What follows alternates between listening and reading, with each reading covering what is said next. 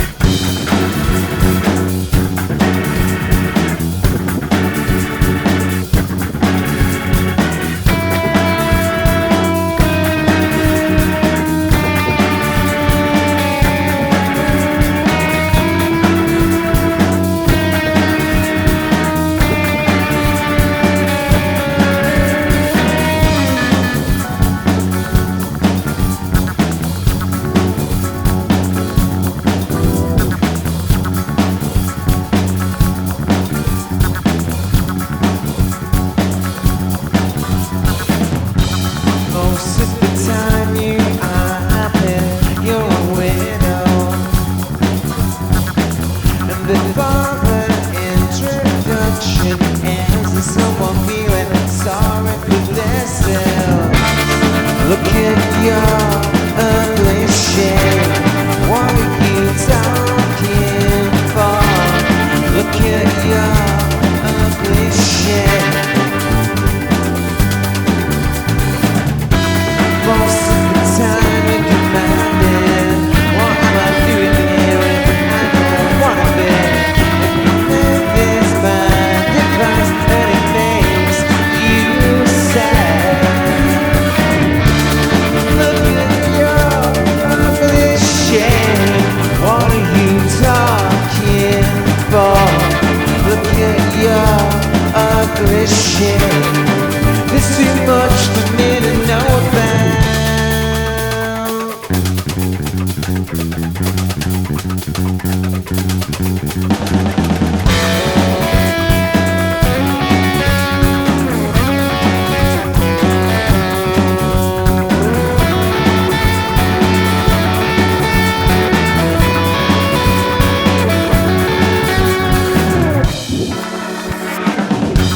Most of the time you are happy, you're a widow.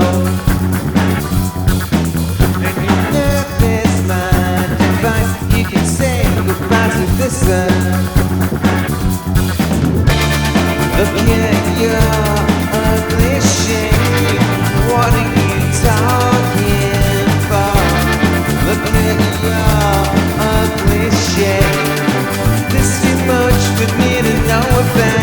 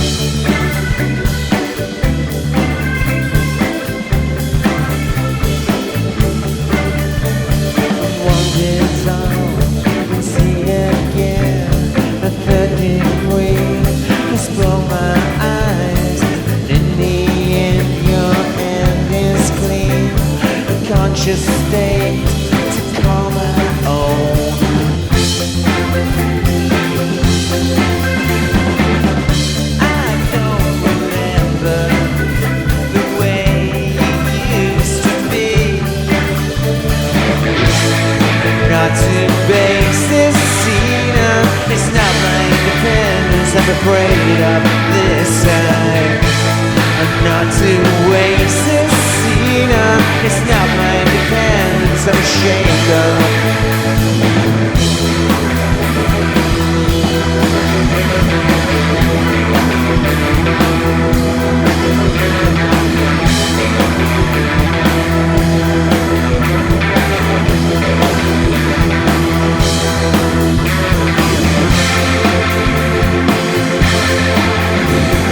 Don't ask me to socialize. The world has blown the love outside, and I can't tell if you are wrong. The one who turns to me alone. But not to waste this scene. It's not my defense. I'm afraid of this time. But not to face this scene.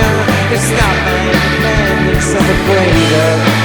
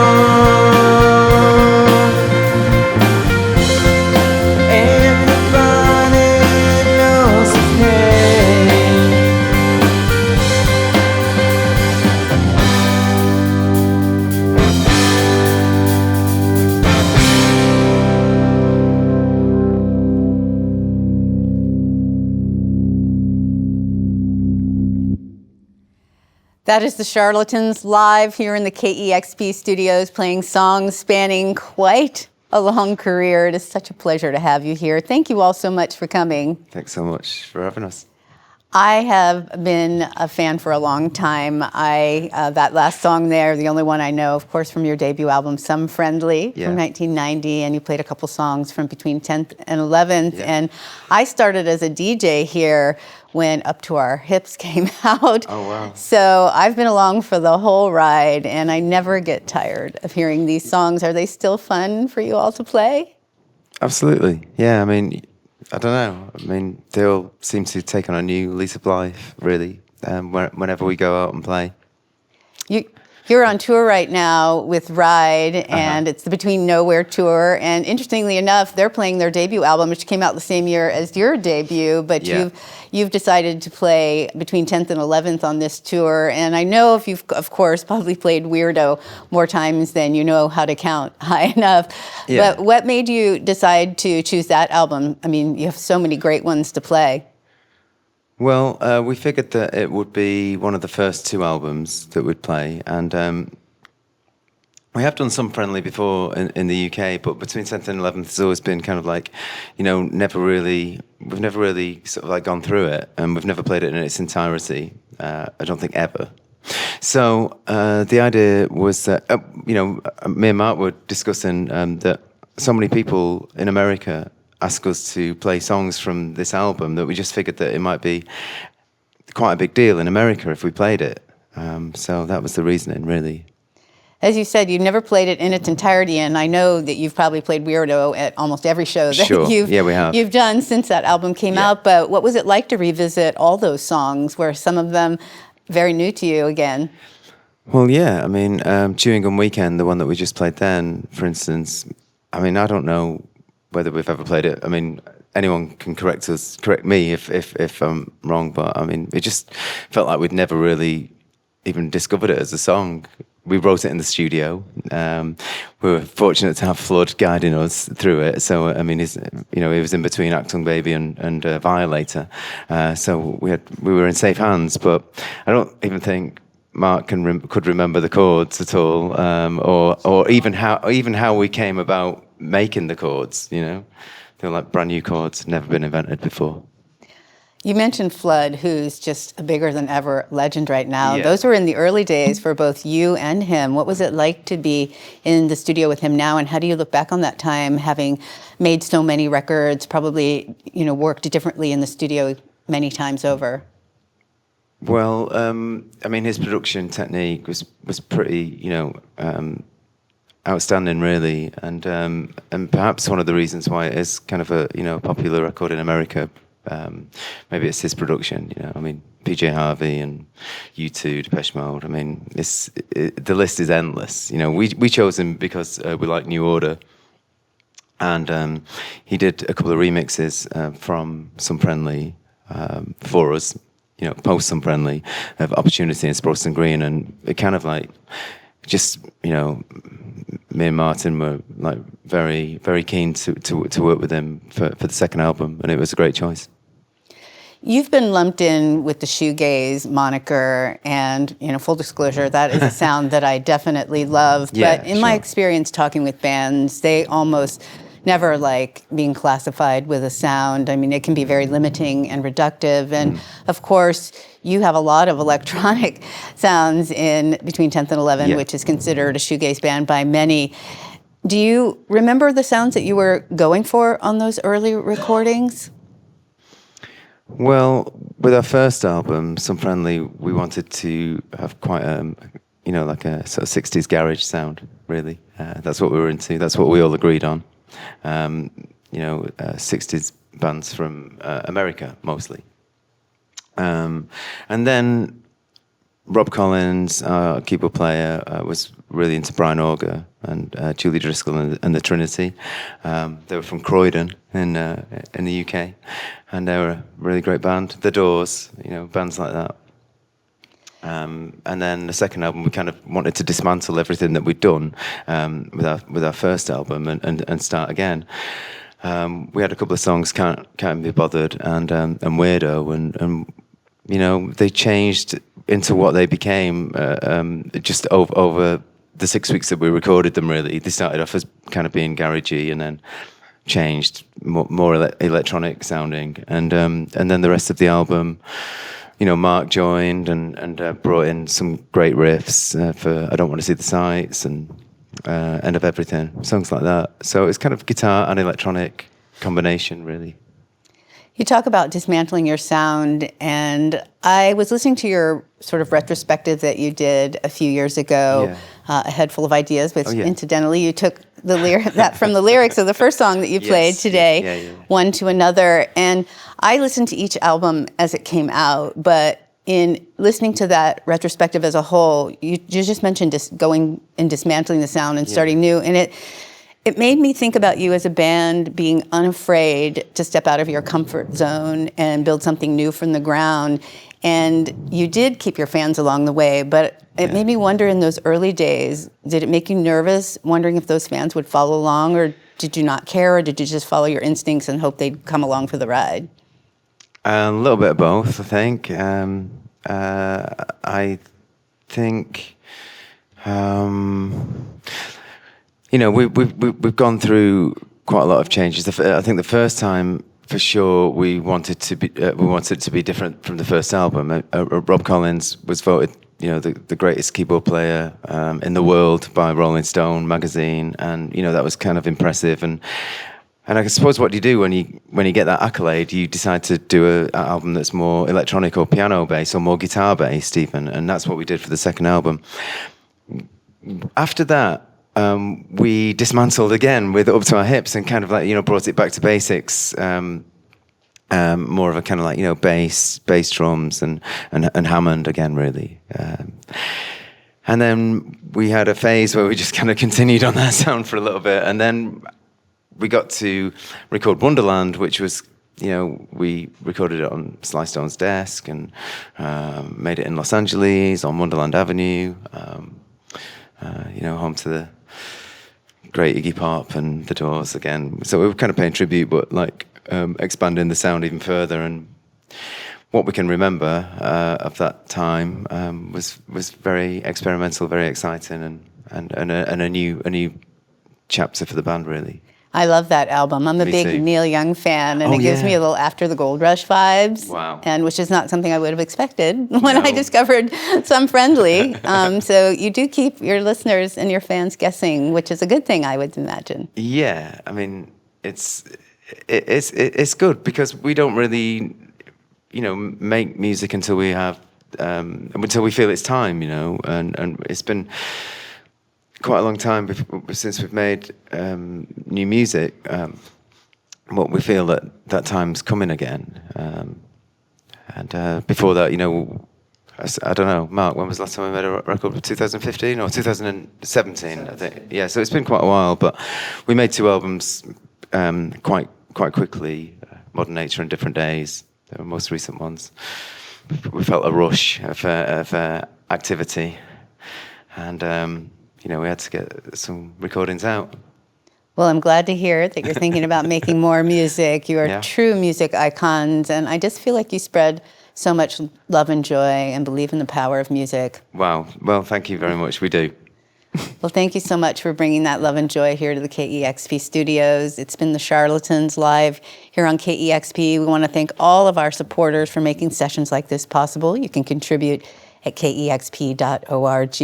Once again, thank you so much for coming in today. Thanks so much. It's the Charlatans live on KEXP Seattle.